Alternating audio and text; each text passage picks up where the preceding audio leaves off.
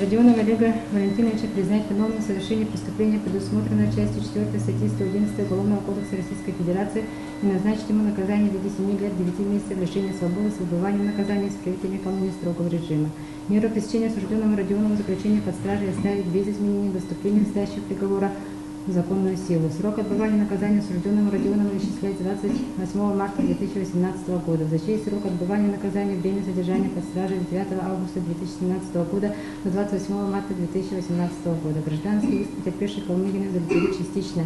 Взыскать с Родионова Олега Владимировича в пользу Калмыгиной Марии Петровны счет возмещения расходов на лечение и погребение 90 851 рубль. Счет компенсации морального вреда 850 тысяч рублей. Так, приговор понятен, да, сторонам? Суд, подсудимый, вам понятен приговор? Суд разъясняет также, что осужденный вправе указать о своем желании участвовать в суде апелляционной инстанции, в апелляционной жалобе.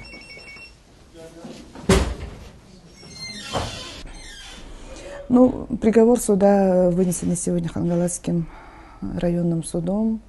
7 лет 9 месяцев, в принципе, меня удовлетворил в целом, скажем так, про срок, да, потому что, учитывая все-таки то, что Родионов очень болен, как бы я поменяла свое изначальное представление, которые были на первом заседании, поэтому в этот раз я сразу скажу, чтобы не было никаких разговоров. Я просила суд о снисхождении, то есть я не требовала максимального для него наказания. Как бы я дала ему шанс выйти из тюрьмы, да, и продолжить, наверное, какую-то нормальную жизнь, чтобы стал он все-таки нормальным членом общества, ну, так скажем, да. Как сказать, состояние, наверное, его близких и родных, поскольку очень многих из них я знаю на протяжении многих лет, да. Конечно, я даже врагу не пожелаешь такого. Ну и, наверное, все-таки как-то боль со временем, она, конечно, не проходит, просто человек учится уже жить с этой болью. Эта боль останется навсегда.